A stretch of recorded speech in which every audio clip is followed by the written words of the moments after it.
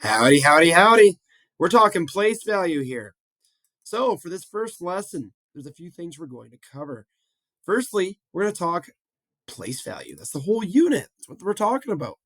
Remember that place value refers to each individual digit in a number. So, if I had a number, say, like 187, we would say that each of these digits has its own place value. Of course, we've got the hundreds, the tens, and the ones. And we can represent that by going HT1. Cool. Easy peasy. And this is something we've been working on since grade 1. Place value. Okay. Now, this little group of 3 digits or 3 place values is really important. It's the pattern we're going to follow that's going to allow us to read any big number. So, recall that these groups of 3 place values, we don't actually call them groups, we call them periods. So this first period right here that I've created, this would be the ones. Okay, sorry, that took forever for me to type. Hard to do with the mouse. So this would be the ones. But if this number was bigger, if it kept going, the next place value, let's put a 4 there. Cool. This 4 is within the thousands. I'm just going to go TH for thousands. This is in the thousands period. And the cool thing about this, though, is that in the thousands period, it also has a ones, a tens, and a hundreds. And what this allows us to do is to read these big numbers pretty easily. So the way I'd read it is this. I have 4,187 ones. Now, I wouldn't say ones usually because it's not necessary, but you could say ones if you wanted to. I wouldn't, but you could. Okay.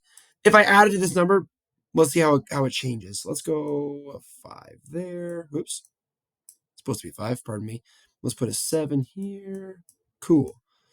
So now the way we read this period is exactly the same how you'd read any hundreds number. 754,000. So you read the period name after the 100. So 754,187. Okay, cool. Let's keep building. Let's go, let's put a 9 and another 9. Why not? Let's make this a bigger number. Cool. Let's go 9. Now we have to ask ourselves, what period is this? We just had the ones, we just had the thousands. Yeah, you betcha. These are the millions. And check it out. It's another period. It's another group of 3 place values. So ones, tens, hundreds. Yeah, it's just a big repeating pattern. And again, the way we read it, you read the period followed by the period name. 999,754,187. Easy. Let's go all the way up to the billions because that's just awesome. Let's go 508. And of course, B for billions. And ones, tens, hundreds. Cool. Let's read this bad boy. 508,999,754,187. And that's it. That's how it works. Groups or periods of 3 place values, and it's ones, tens, hundreds, one, tens, hundreds, one, tens, hundreds. And this goes on for infinity. The next period is trillions, and after that, I'm not really sure, but there's infinite periods to the left. Kind of cool. Also notice when we're writing these large, big numbers, please note that we have to separate the periods with a space. So a little space after that group of 3, followed by the next period. The reason we do that is so it's easy to read. I can clearly see that this is the thousands period, this is the ones period. And now I can read it accordingly. 221,874. If I just put a bunch of numbers like this, side by side by side, it makes it really hard to actually read it. I kind of have to be like, okay, 1, 2, 3, okay. 1, 2, 3.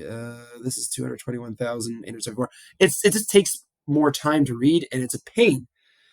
If you ever write your number and you forget to put the space, rather than having to erase everything, yeah, you can put a comma. That's okay. That's what Americans do rather than do the space. Canadians do the space.